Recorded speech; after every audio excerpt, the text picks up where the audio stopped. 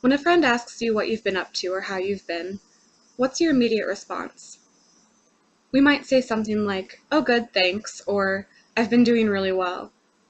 But if we have time to talk, we might say something like, "I've just been really stressed lately," or "I've been so busy." This type of response is becoming almost an automatic in today's society with how busy we keep our schedules. We might be busy with homework or with work or all the events we have going on with our friends and family. And most often, we admit that time is something we never have enough of. Now, we might say this as sort of a confession or even a way of getting pity from others, but it's becoming something that we brag about. We feel pride in how much we can fill up our schedules and knowing that our time is so valuable. But living a life that's constantly scheduled every waking moment can obviously lead to a burnout and to a more self-centered lifestyle. The more hectic our lives get, the more we must stop associating busyness with importance and start making more time for leisure activities and for others. In this day and age, we've started associating busyness as good and leisure as bad. Busyness gives us a sense of importance. It makes us feel sought after, worthwhile. Tim Kreiner of the New York Times has referred to busyness as a hedge against emptiness. We are in a culture that is constantly comparing ourselves, and we use busyness as a measuring stick to do so. We are constantly comparing ourselves to how busy other people are, or their perfect Facebook post showing off how much they're involved in during the day. When we compete with each other, it's easy to stay busy and not pay real attention to what's going on in our lives. When we do this, our lives can start falling into categories such as tiresome, draining, or unfulfilling. To back up the claim that Americans find it difficult to let go of busyness, take a look at these statistics from the Huffington Post. Nearly 3/4 of young people are sleeping within arm's reach of their phones, with other age groups not falling far behind. We are so glued to our schedules and busy lifestyles, we barely can sleep in a different room from what's connecting us to our hectic lives. Here's a few more statistics from a Forbes study in 2011. 350,000 Americans were asked if they were stressed yesterday.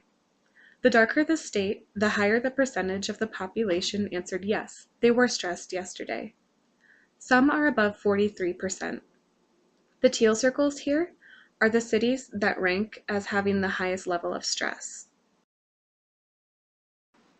These statistics show that Americans are constantly connected with lifestyles that are too stressed to slow down and enjoy leisure. Leisure has become associated with laziness. Ben Hunnicutt, one of the few leisure scholars in the US, was quoted in the Washington Post saying, "Leisure has become trivialized, something that only silly girls want, to have time to shop and gossip." Now, the dictionary definition of leisure is freedom from the demands of work or duty. Now, this sounds much more legitimate than the definition of laziness, which is the quality of being unwilling to work or use energy. So the difference between leisure and laziness is being willing to give yourself freedom from work or being unwilling to do work at all. Leisure is important because when we live lives of busyness, it can start to ruin our relationship with others. When we're busy, we tend to focus on our own needs before others. We'll pencil in people if it works around our schedule and our endeavors. Quality relationships require quality time, and if we can't give that to them, they'll start to fail. Another reason why leisure is important is because we need to let our minds take a break. Leisure activities can promote creativity, and history proves that great thinking happens during times of leisure. For example, Newton's discovery of gravity. If we're constantly engaged, we don't give time to reflect, think for ourselves, or even let our minds wander.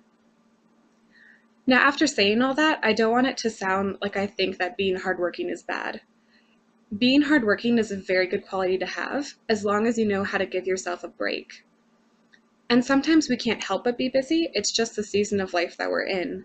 Now, this isn't quite what I'm talking about either, but it's more being busy just for the sake of being busy. When we do this, we try to feel in control by finding our self-worth in our schedules, and soon our priorities will start to get out of order. So how can we change this? Christian Perona from Relevant Magazine had a great article a couple weeks ago that had a few practical solutions for when our hectic lives become too much.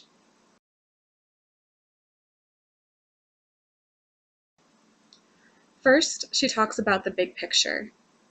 Remembering how big the universe is and how small we are can help us get a right perspective. It'll make us not think of ourselves quite as highly. Yes, we're important, but we don't have to do everything ourselves. Taking the focus off of ourselves shows us that there's a lot more going on in the world besides our little corner of it.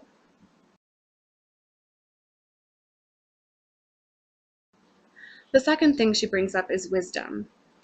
Wisdom can keep us from overcommitting ourselves. It'll help separate what's important and what things are taking up time on our schedule for no reason. We can also use wisdom to help ourselves from comparing ourselves to others.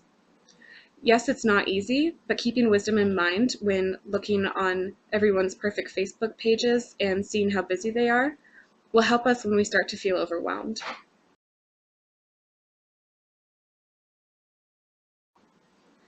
The final thing she brings up in her article is inviting spontaneity into your life.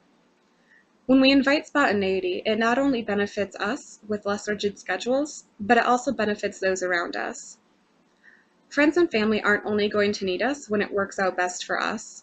So when we leave a little bit of wiggle room in our schedule, it gives us the chance to strengthen those relationships when they need us most. All in all, trying to channel our inner spontaneity and wisdom isn't going to prove any overnight changes, but they are good practices to remember when we feel like we can't get off that never-ending ride of work and homework and events. Take time to step back, clear out an evening just to relax.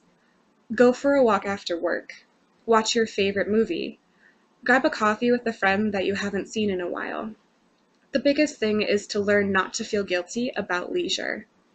Because when you give your mind a rest, the time you spend engaging in your tasks will be much more productive and enjoyable, and also the relationships with those you care about will be strengthened.